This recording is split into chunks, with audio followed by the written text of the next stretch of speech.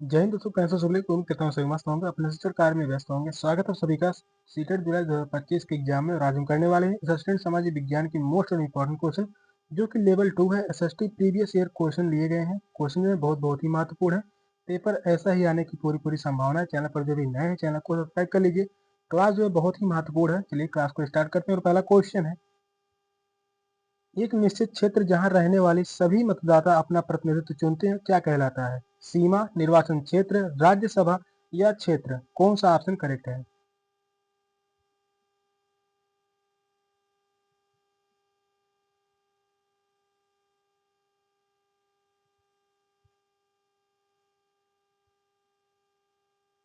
Question कह रहा है, एक निश्चित क्षेत्र जहां रहने वाले सभी मतदाता अपना प्रतिनिधित्व चुनते हैं, क्या कहलाता है? तो वह कहलाता है निर्वाचन क्षेत्र। सेकंड ऑप्शन करेक्ट है, निर्वाचन क्षेत्र। एक निश्चित क्षेत्र जहां रहने वाले सभी मतदाता अपना प्रतिनिधित्व चुनते हैं, उसे निर्वाचन क्षेत्र कहा जाता है।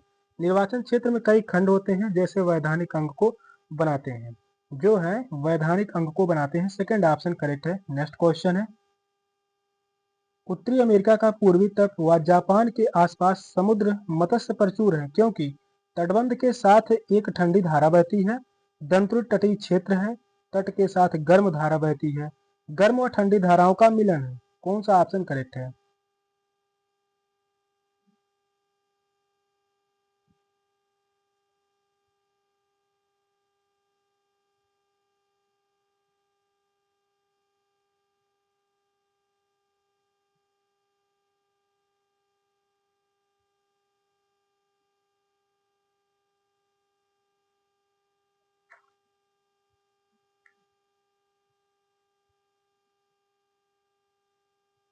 उत्तरी अमेरिका का पूर्वी तट व जापान के आसपास समुद्र मत्स्य प्रचुर है, क्योंकि गर्म व ठंडी धाराओं का मिलन है। फोर्थ ऑप्शन करेक्ट है, गर्म व ठंडी धाराओं का मिलन है। उत्तरी अमेरिका का पूर्वी तट व जापान के आसपास समुद्री मछलियां अधिक हैं, क्योंकि यहाँ गर्म व ठंडी धाराओं का मिलन है, और यह समुद्री मछलियों या जीव जंतुओं के विकास के लिए बेहतर वातावरण तैयार करता है। जिस स्थान पर भी गर्म और ठंडी धाराएं मिलेंगी, वहां पर मछली उत्पादन सबसे ज्यादा होगा। फोर्थ ऑप्शन करेक्ट है। नेक्स्ट क्वेश्चन है, विश्व की 80% से अधिक जनसंख्या निवास करती है एशिया व अफ्रीका में, एशिया व दक्षिणी अमेरिका में, उत्तरी अमेरिका व एशिया में, एशिया व यूरोप में? कौन सा ऑप्शन करेक्ट है?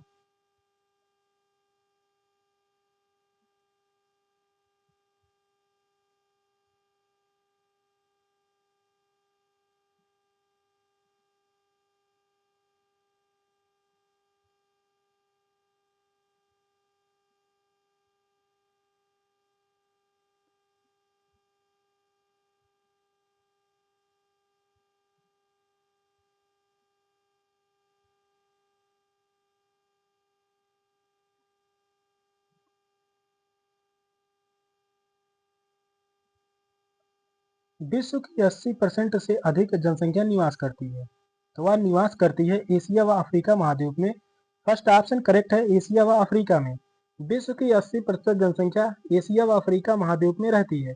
एशिया महाद्वीप में विश्व की सबसे अधिक आबादी है। एशिया महाद्वीप की बात करते हैं तो यह विश्व में सबसे अधिक आबादी है, सबसे अधिक आबादी है। यहाँ की सबसे अधिक जनसंख्या है, जबकि अफ्रीका महाद्वीप इस मामले में दूसरे स्थान पर है। अफ्रीका महाद्वीप जो है यह दूसरे स्थान पर है, जनसंख्या के मामले में दूसरे स्थान पर है। फर्स्ट ऑप्शन करेक्ट है, एशिया व अफ्रीका में। नेक्स्ट क्वेश्चन है, जब एक देश दूसरे देश के दबदबे से राजनीतिक, आर्थिक, सामाजिक व सांस्कृतिक बदलाव आते हैं, तो इस प्रक्रिया को हम कहते हैं महासंघ, व्यापारिक, औपनिवेशीकरण, पुनर्जागरण? कौन सा ऑप्शन करेक्ट है? क्वेश्चन जो है इंपॉर्टेंट है, बताइए कौन सा ऑप्शन राइट होगा।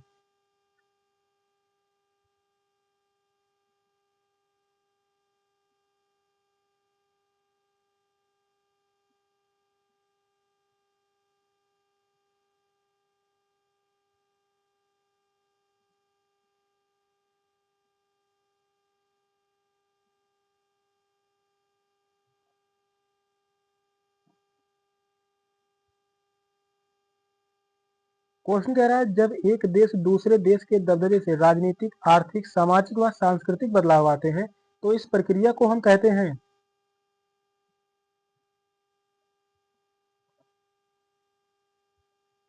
इस प्रक्रिया को कहा जाता है औपनिवेशीकरण। थर्ड ऑप्शन करेक्ट है। औपनिवेशीकरण ब्रिटिश उपनिवेश ने भारत में लगभग 200 वर्षों तक राज किया था। ब्रिटिश उपनिवेश ने भारत में लगभग 200 वर्षों तक राज किया था और अंग्रेजी राज से 15 अगस्त 1947 को आज़ादी मिली थी। भारत को जो है 15 अगस्त 1947 को आज़ादी मिली थी। और जब एक देश पर दूसरे देश के दबदबे से राजनीतिक, आर्थिक, सामाजिक व सांस्कृतिक परिवर्तन होते हैं तो इसी प्रक्रिया को उपनिवेशीकरण कहा जाता है। थर्ड ऑप्शन करेक्ट है। नेक्स्ट क्वेश्चन है, निम्न में से किस भारतीय साहित्य धरोहर का अर्थ गुरु के पास जाकर समीप बैठना? उपनिषद, वेद, अरण्यक, पुराण। कौन सा ऑप्शन करेक्ट है? यह भी क्वेश्चन इंपॉर्टेंट है।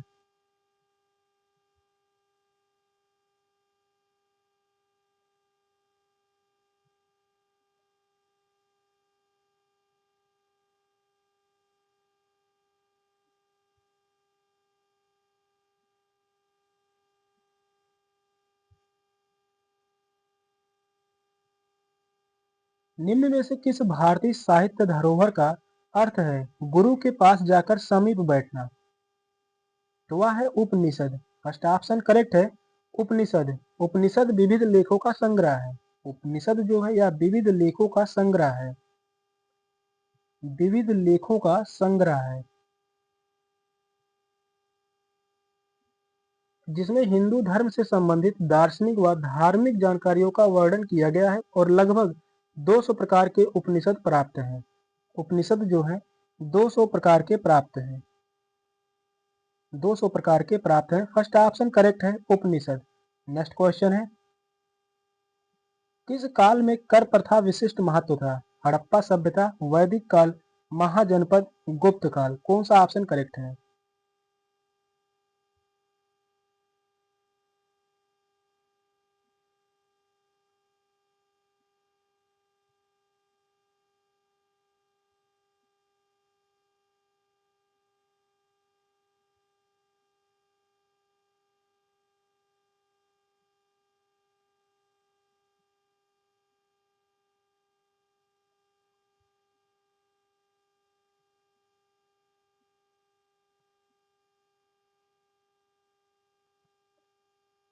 किस काल में कर प्रथा का विशिष्ट महत्व था? तो वह है महाजनपद काल में। थर्ड ऑप्शन करेक्ट है। महाजनपद काल में, महाजनपद काल के दौरान कर प्रणाली का बहुत महत्व था। 400 ईसा पूर्व से 600 ईसा पूर्व में प्राचीन भारत में 16 प्रमुख गणराज्यों का महाजनपद कहा जाता था। उस समय महाजनपदों की संख्या कितनी थी? 16। 16 महाजनपद थे। थर्ड ऑप्शन करेक्ट है। नेक्स्ट क्वेश्चन है, भारत में मुंडा जनजाति किस क्षेत्र में निवास करती है? छोटा नागपुर, बस्तर, दुर्ग या कुल्लू। कौन सा ऑप्शन करेक्ट है?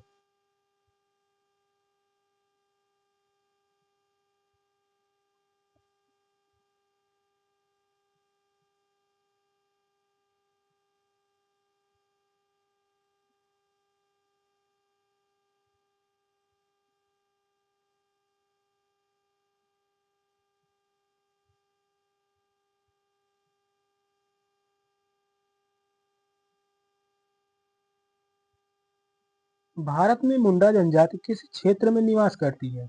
तो वह निवास करते हैं छोटा नागपुर। फर्स्ट ऑप्शन करेक्ट है। छोटा नागपुर, भारत के छोटा नागपुर क्षेत्र में मुंडा जनजाति रहती है। इसके अतिरिक्त असम, बिहार, इसके अतिरिक्त असम हो गया, बिहार, असम, बिहार व छत्तीसगढ़, असम, बिहार व छत्तीसगढ़, इसके अलावा झारखंड, झारखंड, उड़ीसा,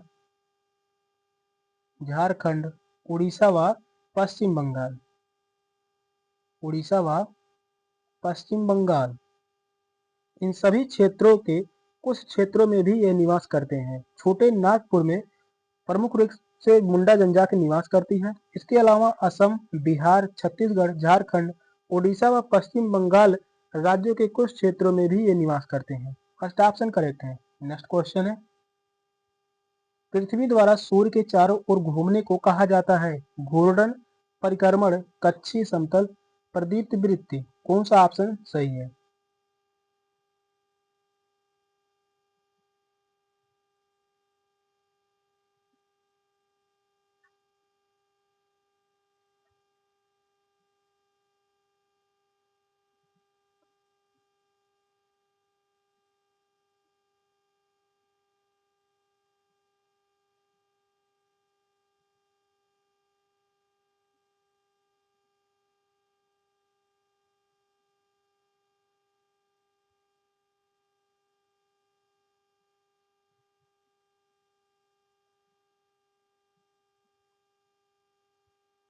पृथ्वी द्वारा सूर्य के चारों ओर घूमने को कहा जाता है? तो वह कहा जाता है परिक्रमण। सेकंड ऑप्शन करेक्ट है, परिक्रमण। सूर्य के चारों ओर पृथ्वी के घूमने की परिक्रमण कहा जाता है और पृथ्वी सूर्य का चक्कर 365 दिनों में लगाती है। पृथ्वी जो है सूर्य का चक्कर 365 दिनों में लगाती है। 365 दिनों में पृथ्वी जो है सूर्य का चक्कर लगाती है। पृथ्वी और सूर्य के मध्य औसत दूरी की बात करते हैं। औसत दूरी की बात करते हैं 149.60 मिलियन किलोमीटर। पृथ्वी और सूर्य के मध्य औसत दूरी है 149.60 million kilometre. Second option correct है, परिक्रमण। नेक्स्ट क्वेश्चन है, अटलांटिक महासागर के विषय में निम्नलिखित तथ्य पढ़ें। कथन ये कह रहा है, यह अंग्रेजी के यस अक्षर के आकार का है। इसकी तटरेखा सरल, रेखीय व निर्बाध है।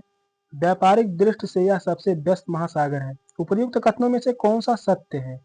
केवल ए तथा बी, केवल बी तथा सी, केवल ए तथा सी, ए बी तथा सी, तीनों सही। कौन सा ऑप्शन करेक्ट है? क्वेश्चन लंबा है, क्वेश्चन को ध्यान पूर्वक पढ़िए, बताइए कौन सा ऑप्शन राइट होगा।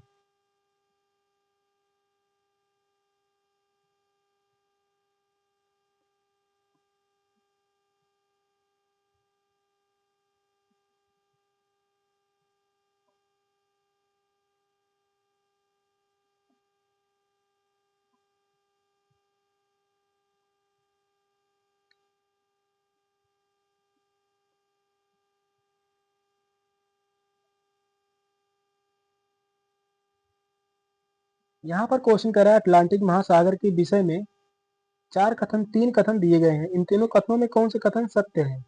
पहला कथन जो कह रहा है, यह अंग्रेजी के यस अक्षर के आकार का है, यह बात सही है। इसकी तटरेखा सरल व रेखीय निर्बाध है, तो यह बात जो है गलत होगा। इसकी तटरेखा जो है अधिक दंतुरित है। कैसी है? दंतुरित है। इसकी रेखा जो है अधिक दंतुरित है।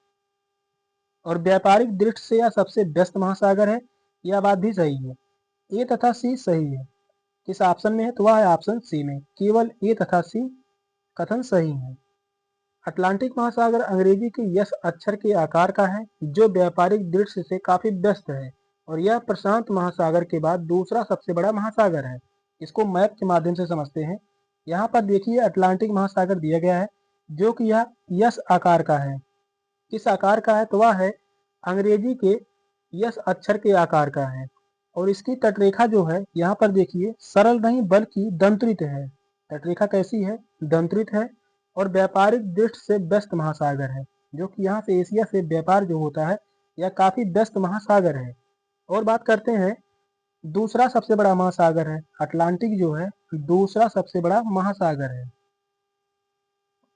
दूसरा सबसे बड़ा महासागर है, बड़ा महासागर है। अब बात करते हैं पहले नंबर का। पहले नंबर पर जो है प्रशांत महासागर। प्रशांत महासागर सबसे बड़ा महासागर है, जो कि यहाँ पर दिया गया है प्रशांत महासागर। प्रशांत महासागर जो है सबसे बड़ा है। दूसरे नंबर पर जो है अटलांटिक महासागर। नेक्स्ट क्वेश्चन है, सूफी संतों के मकबरों को कहा जाता है ईदगाह, खानगाह, इबादतगाह, दरगाह। कौन सा ऑप्शन करेक्ट है? यह भी क्वेश्चन जो है बहुत ही महत्वपूर्ण है।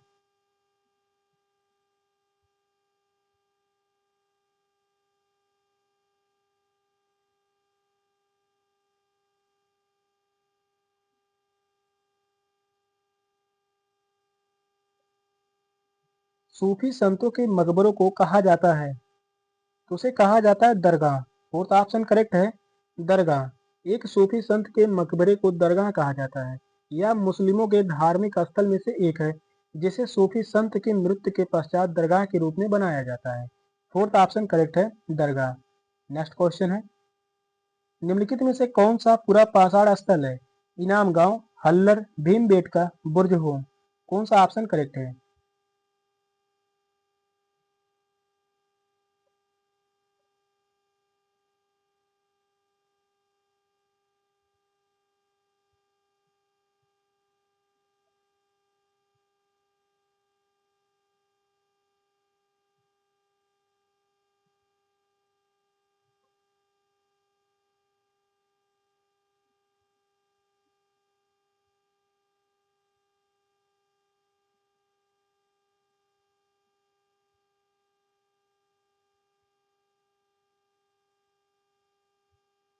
कौन सा पूरा पाषाण स्थल है? तो वह है भीमबेटका। थर्ड ऑप्शन करेक्ट है, भीमबेटका। भीमबेटका पूरा पाषाण स्थल है जो भारतीय उपमहाद्वीप में मानव जीवन की प्राचीन सभ्यता को दर्शाता है और यह मध्य प्रदेश के रायसेन जिले में स्थित है। कहाँ पर यह स्थित है? यह जो स्थित है एमपी यानी मध्य प्रदेश के रायसेन जिले में स्थित है। रायसेन जिले में स्थित है। और भीमबेटका को 2003 में विश्व विरासत स्थलों में से शामिल किया गया है। इसे जो है विश्व विरासत स्थल में शामिल किया गया। कब? 2003 में। 2003 में विश्व विरासत स्थल में शामिल किया गया।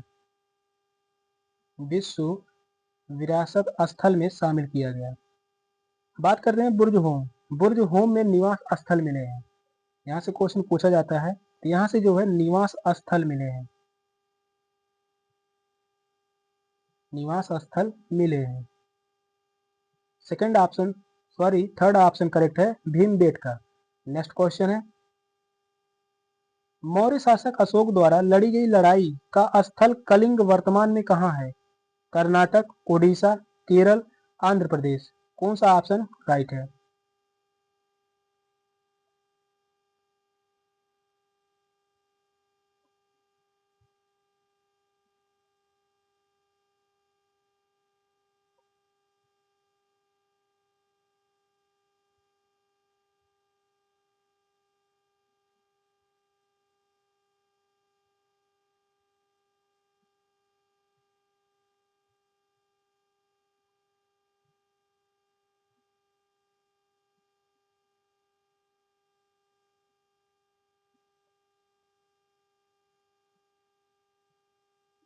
मौर्य शासक अशोक द्वारा लड़ी गई लड़ाई का स्थल कलिंग वर्तमान में कहाँ है? तो यह है उड़ीसा राज्य में। सेकंड ऑप्शन करेक्ट है, उड़ीसा राज्य में स्थित है। सम्राट अशोक के कलिंग युद्ध का वर्तमान स्थल उड़ीसा में है। इसे विश्व इतिहास में सबसे अधिक रक्त रंजित वाला युद्ध के नाम से भी जाना जाता है।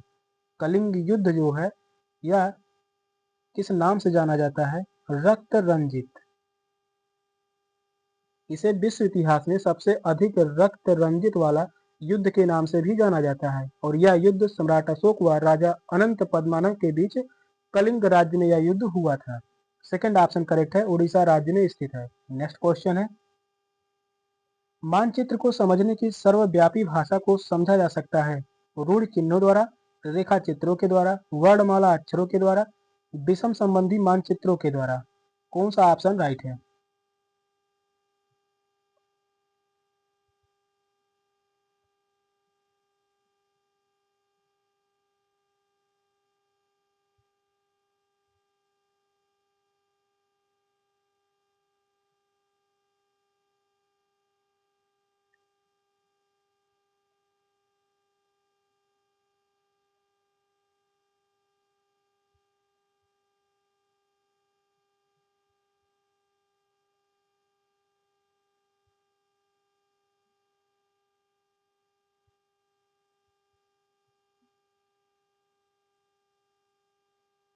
मानचित्र को समझने की सर्वव्यापी भाषा को समझा जा सकता है रूढ़ चिन्हों द्वारा। फर्स्ट ऑप्शन करेक्ट है, रूढ़ चिन्हों द्वारा। किसी मानचित्र की सर्वव्यापी भाषा को रूढ़ चिन्हों द्वारा समझा जा सकता है।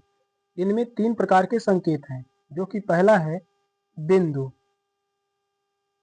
पहला जो होगा बिंदु, दूसरा होगा रेखा,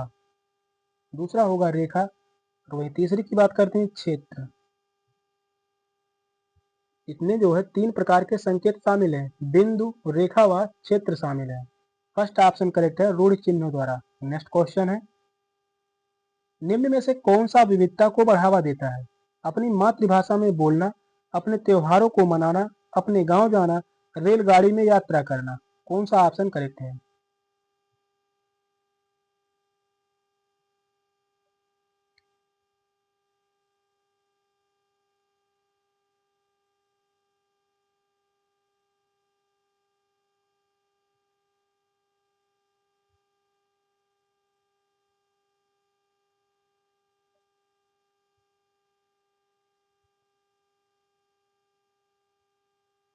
क्वेश्चन कह रहा है कौन विविधता को बढ़ावा देता है, तो वह है अपनी मातृभाषा में बोलना। फर्स्ट ऑप्शन करेक्ट है, अपनी मातृभाषा में बोलना। मातृभाषा का अर्थ किसी व्यक्ति के समाज व परिवार में बोली जाने वाली भाषा है। मातृभाषा समाज व परिवार में, समाज व परिवार में बोली जाने वाली भाषा,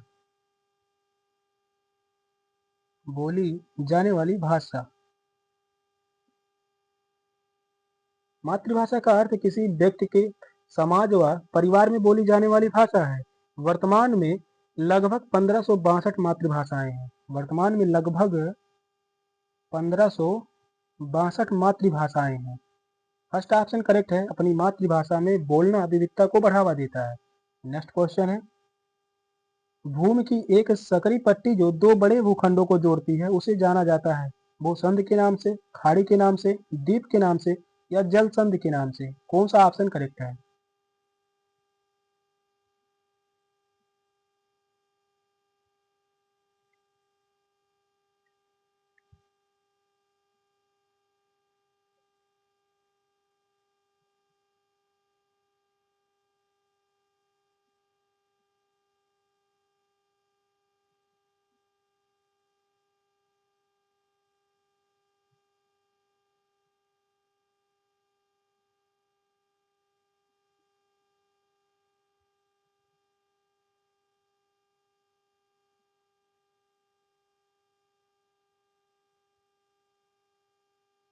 भूमि की एक सकरी पट्टी जो 2 बड़े भूखंडों को जोड़ती है उसे जाना जाता है भूसंध के नाम से।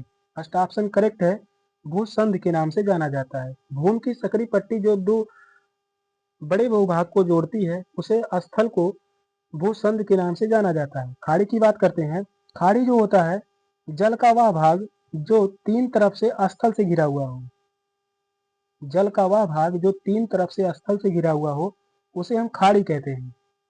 इसे हम क्या कहते हैं? खाड़ी कहते हैं। द्वीप की बात करते हैं, द्वीप जो होता है स्थल का बस छोटा सा भाग जो चारों तरफ से जल से घिरा हुआ हो, जो चारों तरफ से जल से घिरा हुआ हो उसे हम कहते हैं द्वीप, उसे हम द्वीप। जल संधि की बात करते हैं, 2 देशों के बीच में होने वाले जो समुद्री मार्ग होते हैं उस पर जो समझौते होते हैं उसी को जल संधि कहते हैं। फर्स्ट ऑप्शन करेक्ट है, भूसंधि।